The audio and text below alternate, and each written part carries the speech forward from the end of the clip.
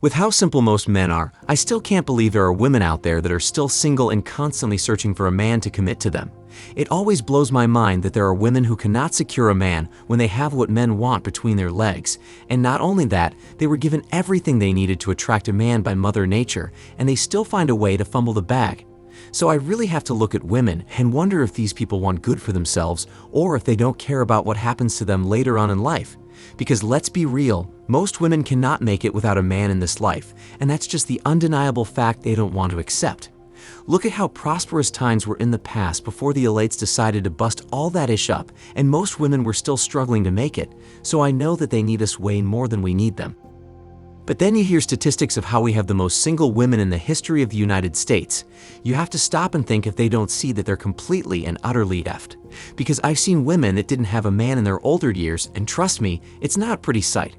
And for many of them, it's literally curtains if they can't convince their kids to take care of them and be a financial burden to everyone around them. And I don't want you to feel sorry for any of these people because they put themselves in that position 9 times out of 10. After all, they didn't want to submit and be under the control of a man, so they would prefer to choose the struggle over security. And the funny part is women will chant that they want security and a stable man to the moon and back. But when that man comes along, they either overlook him or get with Chad, who makes them feel the emotional highs and lows. Or they don't want to go on the man's program who has the money because they want to be independent. I'm telling you, guys don't have a shred of sympathy for where they end up in their lives because they chose to stay single, and don't try to save them either, thinking you're doing the right thing. I want you to always remember that most women who have been single for a long time were not at home learning recipes and how to be submissive wives and good mothers to their future kids. Are you crazy? These women were wasting their young and most fertile years getting their cheeks clapped the entire time by who they really wanted to be with but couldn't hold on to or get to commit. And within that time, the man that was supposed to be her safety net in her older years presented himself multiple times, and what did she do? Ignored him and threw his ass in the friend zone. So the same man she's complaining about that won't commit was there all along, but she just didn't want him. He may not have been in the best place economically, but at least he was willing to build and stay with her, but she didn't want that. Now let me give you a cold RP, so you see why you shouldn't have any care in the world for single women that can't find a man. Many single women have a man in the background who still wants to be with them. However, because she thinks she can still do better than him, she would rather stay single and complain than take that deal. That's a fact. I've seen it play out too often with young and older women to know that they are choosing to remain single because somebody wants to wife them up. If a goddamn disabled woman can get a man to commit, then you're telling me that a normal woman cannot get a man. It's not that they can't get a man, it's that they don't want the man they can get, and that's a fact. I have a perfect example to illustrate that the increasing number of single women is primarily by choice. So I know this girl that claims she's undefiled and never had bedroom fun before, and of course, she's single and wants a man. Now this woman is 22 years old, and the last time she was in a relationship was about 2 years ago. I personally want to slide in between her legs, I'm not going to lie, but because I'm not willing to commit or wait on this broad to give me segs, that's never going to happen. And by the way, guys, never wait on a woman to have bedroom fun with you no matter what. Trust me, it won't be worth it. When she's ready, she'll give up those cheeks, but you don't have to be the one who she wastes her time experimenting or satisfying her curiosity with. F that, I tried it, and I still didn't get any peace sleeve, and I regretted it, so my advice to you is to never wait because when they are ready to give out that peace sleeve, not even God can stop them. Anyways, this girl constantly complains that she can't find a suitable man who wants to commit and be with her. So knowing how women are and the fact that there's always at least one man that wants to be with any woman, I asked her if she didn't have any man that showed interest. She said yes, but they were all significantly older than her, and she wanted someone younger, so she'll just remain single until the right man comes along. This girl is in her prime, guys, and she still doesn't want to take what is available to her, so needless to say, she's still single at the time of this video.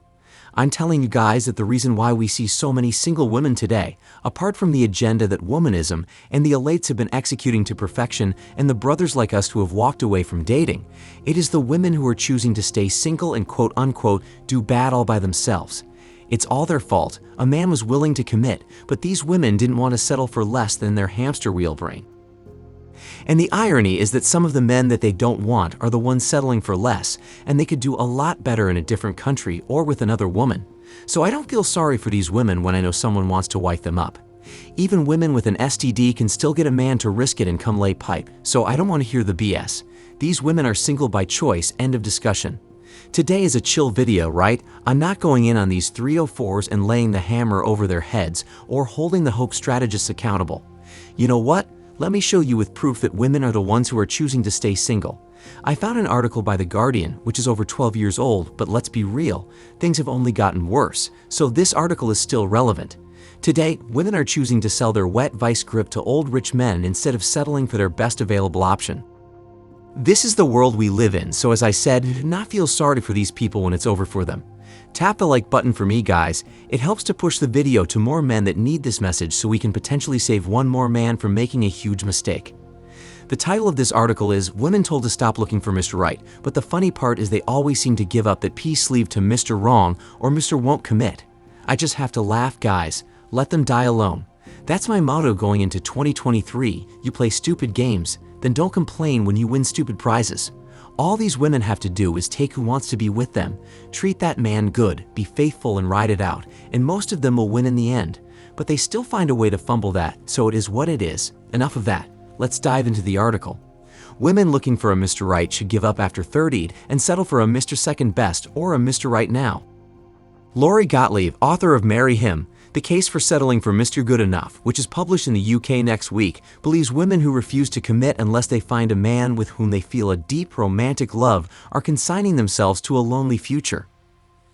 The theme of holding out for true love, whatever that is, look at the divorce rate, permeates our collective mentality, writes Gottlieb, a 40-year-old single mother who now admits she wishes she had settled for any of the perfectly acceptable but uninspiring men she rejected during her search for the perfect man. My dream, like that of my mother and her mother, was to fall in love, get married, and live happily ever after. Of course, women are loath to admit it in this day and age, but ask any soul-bearing 40-year-old single heterosexual woman what she most longs for in life, and she probably won't tell you it's a better career or a smaller waistline or a bigger apartment. Most likely, she'll say that what she really wants is a husband and, by extension, a child, she writes. Gents, isn't it funny that it's when these women are older that they clearly start to see that they need a man? It's when the attention they used to get starts to dry up, their bodies begin to break down, and youth leaves them that they finally see they are better off with a man than staying single.